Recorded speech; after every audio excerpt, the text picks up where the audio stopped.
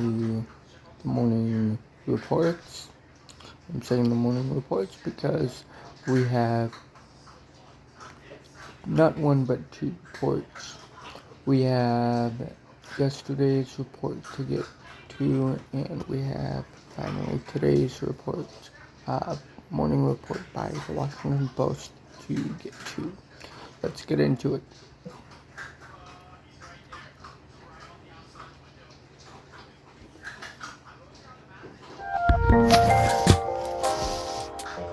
The Texas redistricting fight has spread into a national political war. That's where we're starting the 7 from the Washington Post. I'm Hannah Jewell. It's Wednesday, August 6th. Let's get you caught up with today's 7 stories. Republicans in the Texas legislature are still trying to redraw their state's congressional map. It's an attempt to carve out safe seats that could help their party maintain its control of the U.S. House of Representatives. The midterm elections are next year. President Donald Trump yesterday told CNBC's Squawk Box that Republicans were entitled to these seats. And we have an opportunity in Texas to pick up 5 seats. We have a really good governor, and we have good people in Texas. And I won Texas. I got the highest vote in the history of Texas, as you probably know. And we are entitled to 5 more seats. To block the attempted redistricting, Texas Democrats left the state. Many of them are in Chicago, trying to run out the clock on a special legislative session which is set to end later this month. They have accused Republicans of racially motivated gerrymandering. And now Democratic leaders across the country are getting involved. In California and New York, they're pushing to redraw their own state's maps. They're threatening to add more blue seats if Texas Republicans carve out more red ones. Ken Martin is the chair of the Democratic National Committee. At a news conference yesterday in Chicago, he pushed back on the president's claims about what Republicans are entitled to. Let me just be really clear about this. No party is entitled to any district. We have to go out and earn the votes, and that's what a democracy is about. He also described a change in the Democrats' approach. This is not the Democratic Party of your grandfather, which would bring a pencil to the knife fight. This is a new Democratic Party. We're bringing a knife to a knife fight, and we are going to fight fire with fire. Democrats have previously said they oppose gerrymandering, even when it could benefit them.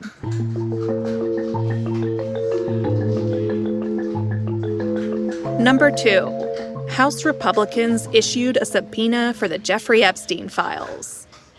Yesterday, the Republican-led House subpoenaed the Justice Department. It's demanding files on the late convicted sex offender Jeffrey Epstein. The move could set up a contentious standoff between Congress and the Trump administration. And it shows that Trump's party is still demanding more transparency over Epstein. Controversy over Trump's handling of the case has stalked the president for weeks. Trump and Epstein were friends for years. Meanwhile, Epstein's associate, Ghislaine Maxwell, has been moved to a minimum security prison in Texas. A former prison warden described it as a country club, and said that Maxwell's move there looks a lot like special treatment. Maxwell is serving 20 years for sex trafficking. Federal guidelines would ordinarily bar such an inmate from a minimum security prison camp. Maxwell recently answered questions about Epstein in an interview with the Justice Department. Are you going to sit over there on the floor? I'm just asking. Number 3. Health Secretary Robert F. Kennedy Jr. announced a crackdown on mRNA vaccines. mRNA vaccine technology is a major scientific advancement. It allowed for the rapid development of coronavirus vaccines during the pandemic. But it's also a target of Trump's Department of Health and Human Services, which is led by Kennedy, who's a vaccine skeptic. Kennedy announced yesterday that the administration has launched a coordinated wind-down of 22 mRNA-related projects. The agency will cancel or alter nearly $500 million in contracts. It will affect projects focused on creating a vaccine for bird flu, developing therapeutics for respiratory viruses, and more. The move follows months of pressure from conservatives and anti-vaccine activists. Public health officials say the move will harm the nation's ability to fight diseases. The avocados. They were on the ground this morning. You can't go too far. Give me a charger. Number 4. A group of House Democrats are calling on Trump to recognize a Palestinian state. More than a dozen House Democrats have signed a letter addressed to Trump and Secretary of State Marco Rubio. According to a draft of the letter seen by the Post, the lawmakers said such recognition is necessary to fulfill the legitimate national rights of Palestinians and to ensure the State of Israel's survival. They also expressed support for removing Hamas from power. That's the militant group that controls Gaza. More countries, including Canada and France, have recently moved to formally recognize a Palestinian state. They're joining more than 140 other countries that already do so. The letter comes as Israel is planning this week to expand its military operations to occupy all of Gaza. That, and a growing number of Israeli settlements in the West Bank, would be a major roadblock to Palestinian statehood.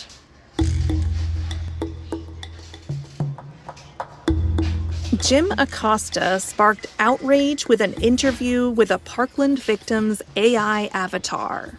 That's our 5th story. Acosta was formerly CNN's White House correspondent. He's now an independent journalist. This week, he published what he called a one-of-a-kind interview. It was a conversation between himself and an AI-generated avatar modeled on Joaquin Oliver. Joaquin was one of 17 people killed in the 2018 mass shooting at Marjory Stoneman Douglas High School in Florida. Here's part of that AI-generated chat. Joaquin, I would like to know what your solution would be for gun violence. Great question. I believe in a mix of stronger gun control laws, mental health support, and community engagement. We need to create safe spaces for conversations and connections, making sure everyone feels seen and heard.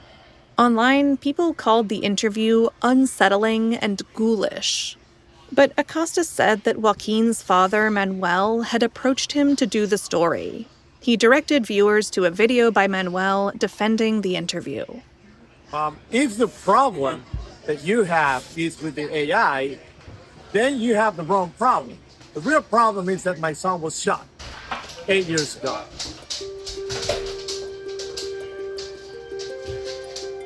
Number 6. An investigation found that the Titan submersible disaster was preventable.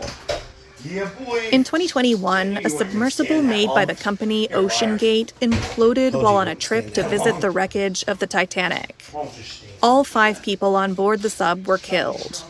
The incident brought international attention to the dangers of deep-sea tourism. In a report published yesterday, the U.S. Coast Guard blamed the disaster on OceanGate's failure to follow engineering protocols and its use of, quote, intimidation tactics. The report said that the company strategically created and exploited regulatory confusion and oversight challenges, and that its CEO, Stockton Rush, who died on board the Titan, ignored vital inspections and maintenance procedures.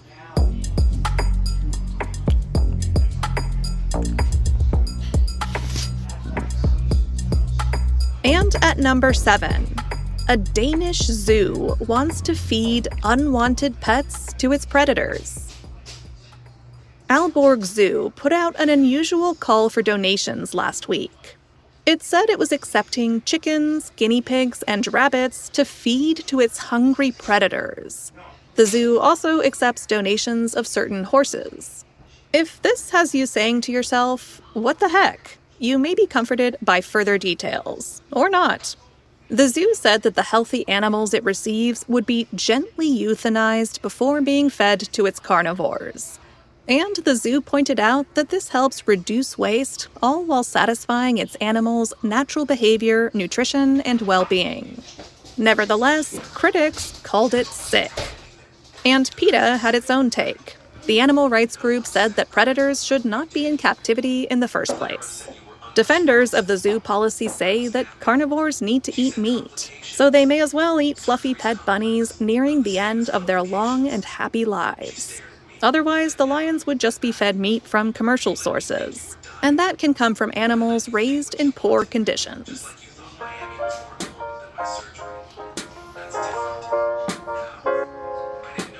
All right, you're all caught up. It's always a great time to become a subscriber to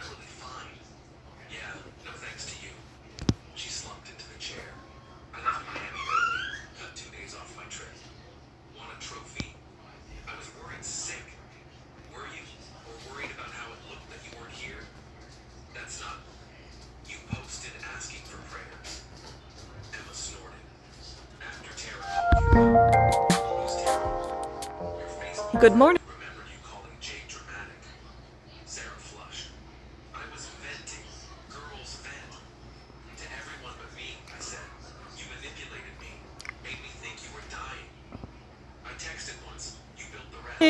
You are waking up in a world with dozens of new tariffs in place. That's where we're starting the 7 from the Washington Post. I'm Hannah Jewell.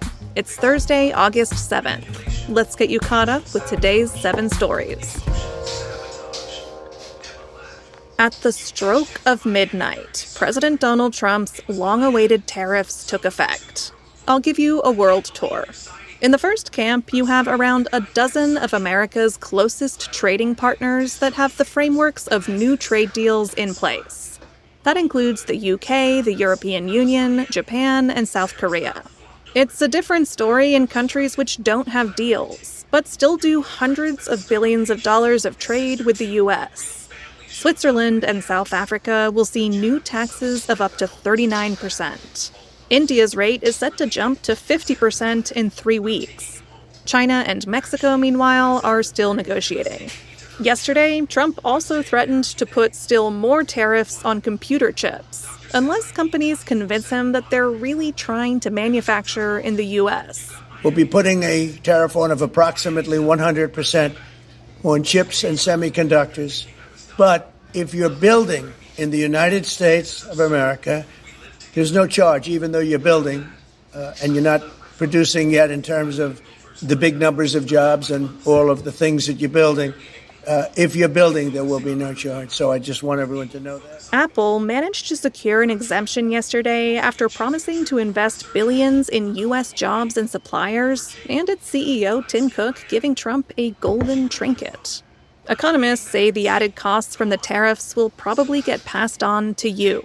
U.S. consumers and businesses are likely to see higher prices and perhaps a shrinking economy.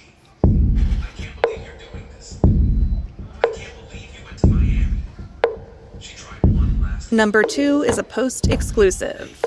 Tulsi Gabbard overrode the concerns of CIA officials in a push to release a classified report. Late last month, the Director of National Intelligence released a minimally redacted version of a report. It was on Russia's interference in the 2016 election. Yesterday, the Post revealed the intense behind-the-scenes struggle that took place ahead of the report's release. Gabbard overrode arguments from the CIA and other intelligence agencies that more of the document should remain classified. They wanted to obscure U.S. spy agencies' sources and methods. Gabbard overruled them with the blessing of President Trump. The document contains multiple references to CIA human sources reporting on Russian President Vladimir Putin's plans. Such sources are among the agency's most closely guarded secrets. Democratic lawmakers and former U.S. intelligence officials have objected to how the Trump administration released the report. They say it could harm intelligence gathering on future threats.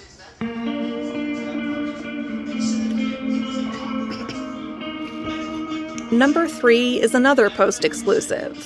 The U.S. plans to scale back its human rights criticisms of certain countries. Each year, the State Department releases reports assessing human rights around the world. The reports for 2024 have been delayed for months. But the Post got a look at leaked drafts. They show that the Trump administration intends to dramatically scale back U.S. government criticism of some nations with extensive records of abuse, specifically El Salvador, Israel, and Russia. The draft reports eliminate or downplay accounts of prisoner abuse, corruption, LGBTQ+ discrimination, and other alleged abuses.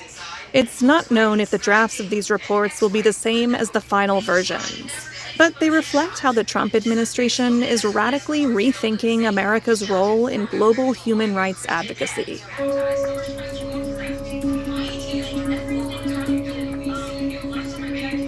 Number 4.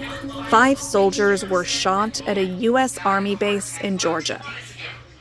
Yesterday morning, officials say an active-duty soldier shot and injured 5 fellow service members at Fort Stewart. The Army identified 28-year-old Cornelius Radford as the suspect. They said he used a personal handgun and not a military weapon. He was tackled by other soldiers and is now in custody. Brigadier General John Lubis is Fort Stewart's senior commander. He gave an update yesterday on the victims. Our wounded soldiers were initially evacuated to Wynn Army Community Hospital right here on Fort Stewart. All arrived in stable condition, and 3 of the 5 required surgical intervention. 2 have been transported to Memorial Hospital in Savannah, Georgia for additional care. All 5 victims are expected to recover. Radford's motive is not yet known.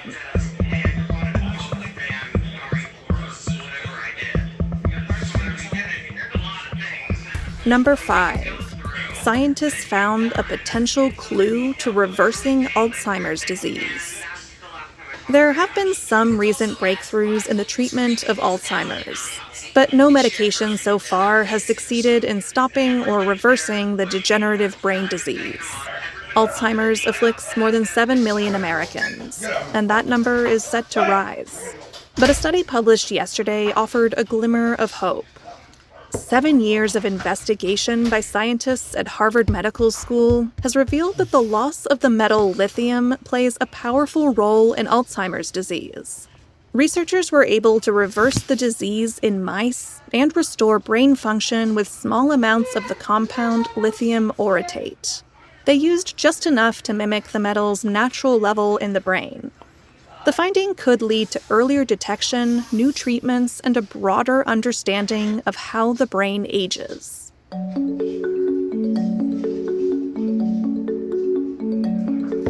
Small nuclear reactors could be coming to a neighborhood near you. That's number 6. At least a half-dozen companies are racing to develop tiny reactors. They won't look like the hulking power projects with big cooling towers that dot riverbanks and coastlines across the U.S. Instead, these are small enough that they can be transported on a flatbed truck, and they only need 2 acres to operate. They're designed to generate as little as 1,000th the power of a traditional reactor. But that's enough to keep the lights on in 1,000 homes, or at a single manufacturing plant. The project has its critics. One leading scientist called the idea madness. Others say that claims about the tiny reactor's safety are overblown. And disposing of nuclear waste remains a challenge. Nevertheless, the Department of Energy under both Republican and Democratic administrations has promoted the technology. The agency sees it as a viable, on-demand, clean energy alternative.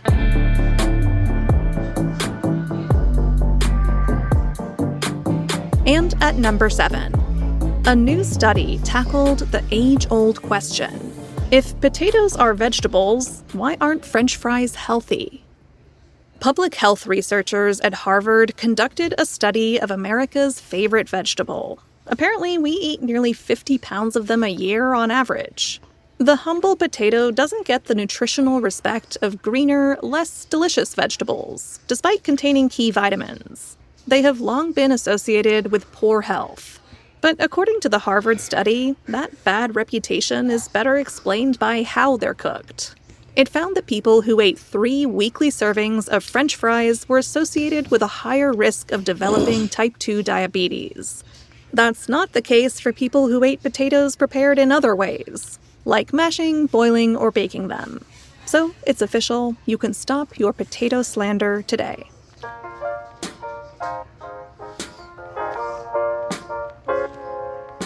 All right, you're all caught up. But before you go, a reminder that if you're a subscriber to The Washington Post, you can get access to our shows ad-free in Apple Podcasts. How about that? All you have to do is find the Washington Post channel in Apple Podcasts and connect your Post subscription. Then stay tuned for more subscriber-only audio benefits, like exclusive and early access episodes. If you're not a subscriber, this is, as always, a great time to start. You can sign up at our channel in Apple Podcasts or through the link in our show notes. I'm Hannah Jewell. I'll meet you back here tomorrow.